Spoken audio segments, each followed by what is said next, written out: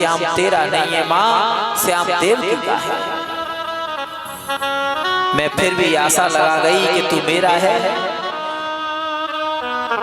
आज कन्हैया मुझे धोखा दे गया। परीक्षित जी जीवन में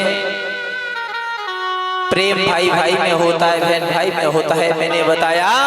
लेकिन माँ एक ऐसी होती है जो बेटा को निस्वार्थ पालती है, जिससे कोई लालच नहीं होता है। माँ सारे दिन काम करेगी, सारे दिन काम करेगी, बच्चा को 10 बार सजाएगी, नहलाएगी। अगर बच्चा कोई काम बिगाड़ देगा तो माँ उसे पीटेगी।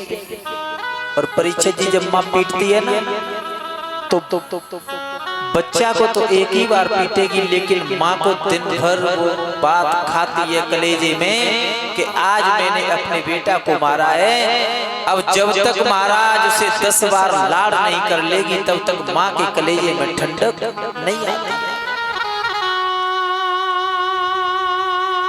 परदेश में बेटा हो, माँ घर पर हो, फोन आए परदेश से बेटा का, माँ मैं घर आ रहा हूं। अगर महाराज घर आने की बोल दे तो बूढ़ी माँ, बीमार माँ खड़ी हो जाती है, कहती है बेटा तू कब आएगा। जैसे ही बेटा पास आ जाए तो बूढ़ी बीमार माँ खड़ी है जाएगी, ना तो भाई दवाई की जरूरत ना सेवा की जरूरत। अब महाराज दवाई तो बाकी आ गई ना वो बेटा, तो वो बेटा पे बड़ा निर्भर होके प्रेम करती है, कहती है मेरा बेटा आ गया। और अपने मन में ऐसी ऐसी बातें लाती है कि मेरा बेटा बरसों बाद आया है, इसे क्या खिलाऊं क्या पिलाऊं। नहीं नहीं, ऐसी ऐसी महाराज वस्तुएं ला करके देगी, भोजन बनाएगी कि मेरा बेटा बरसों बाद आया है। पत्नी को पूछेगा, पत्नी अपनी फरमाइश दे देगी, बच्चे दे देंगे। लेकिन माँ एक ही बात कहती है बेटा तू आजा, मैं तेरे लिए क्या बना दूं। और महाराज ये माँ जो ममता की मूर्ति है, ऐसे ऐसे कपूत पैदा हो जाते हैं जो माँ को अपनी पत्नियों के आगे बड़े दुख देते हैं। ऐसे बेटाओं से कहना है माँ का कर्ज 7 जन्म तो क्या 1000 जन्म निकाल दो, माँ को अपने हाथों पर रखे अगर झूला भी झूला दो ना, फिर भी माँ का कर्ज अदा नहीं कर सकता। माँ का दिल ना दुखा,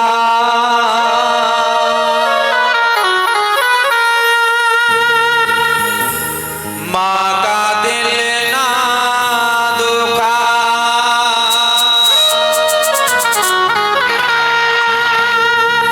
महाराज ये जीवन में माँ है ना, माँ शब्द छोटा है लेकिन माँ भगवान से भी बड़ी बताई है।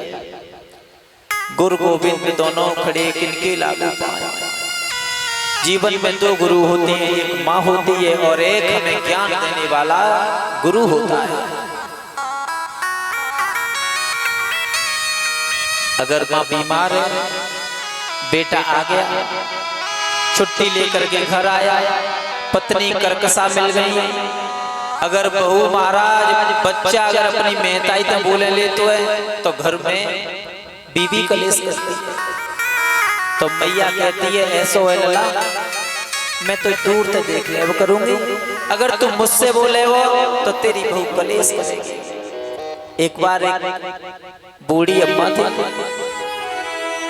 उनकी बहू ने उन्हें महाराज घर से बाहर एक कमरा दे दिया, वहां बैठी रहती हैं सारे। अब मैया ऐसी जगह पे जाके बैठती परीक्षित जी जहां ते बाके लड़का को घर वह साफ दिखाई देती। सारे दिन बैठी रहती। एक राहगीर ने पूछा माँ तुम सारे दिन सुबह से शाम तक इसी जगह बैठती हो, यहाँ क्या है।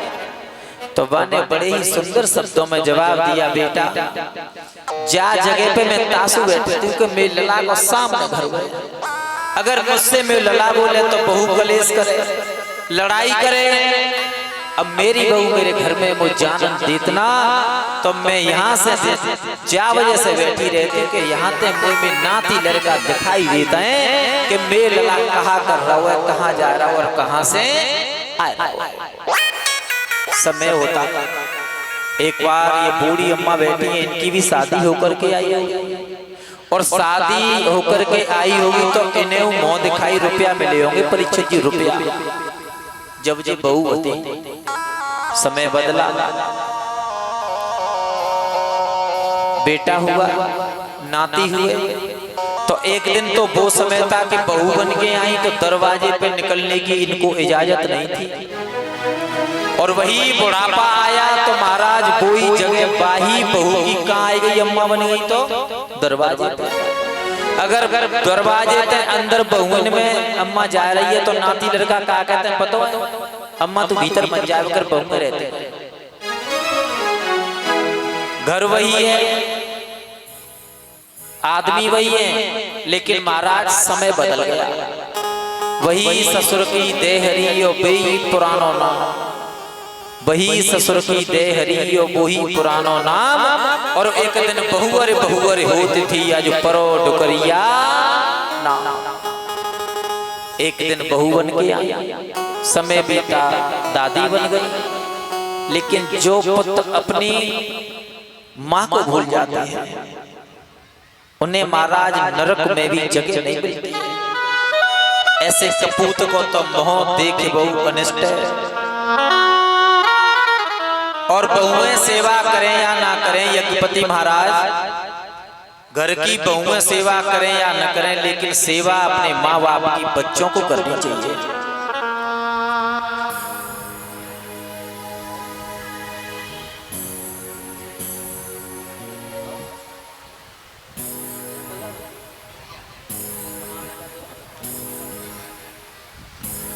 तो महाराज बहू श्रवण कुमार था, श्रवण कुमार की भी अच्छी नहीं थी। एक बार की बात, श्रवण कुमार अपने माता पिता के लिए दूध की खीर बनवाता था। तो बहू गई कुमार के पास, कुमार से कही भैया ऐसी हड़िया बना दे जाको मोह एक होगा में पेट दो। तो एक पेट में तो मठा की महेरी बनाती है, वो देती है सास ससुर को, और एक में दूध की खीर वो श्रवण कुमार को और खुद खाती है। एक बार की बात, श्रवण कुमार अपने माता पिता के साथ बैठा, भोजन आया तो धोखे से महाराज श्रवण कुमार वाली थाली माँ बाप के पास में पहुंच गई। जैसे खीर को खाया, माता पिता ने कहा बेटा आज तो बड़ी अच्छी खीर बनी है। श्रवण कुमार ने कहा पिताजी मैं तो हर रोज खीर बनवाता हूँ। माता पिता ने कहा बेटा हमारे पास तो आज भी खीर आई। जब देखी पूछा महाराज, तो पत्नी तो श्रवण कुमार की बहुत कर्कशा थी, लेकिन श्रवण कुमार ने अपने माँ बाप की सेवा करते करते अपने प्राणों की आहुति को दे दिया। तो माता बहनों से अनुरोध है, सभी भाइयों से अनुरोध है, अपने घर में जितने भी हमारे बुजुर्ग हैं उनकी सेवा करो। और बहुएं एक बार वो करें या न करें, लेकिन जितने भी मेरे भैया वो अपने माँ बाप की सेवा करें। बोलिए कन्हैया लाल की जय। एक भजन गाएं, उसके आगे कथा है।